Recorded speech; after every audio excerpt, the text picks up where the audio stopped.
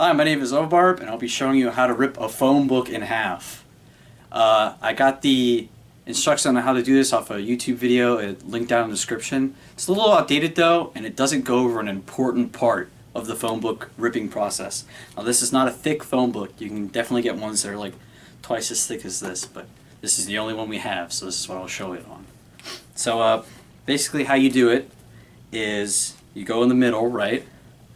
You pierce it down, kind of like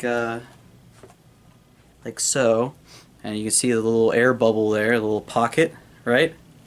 And what he doesn't show you in the video is that you should keep your fingers here during this process, and then after that you just kind of pull it. You pull it like this, and I'll show you that right now.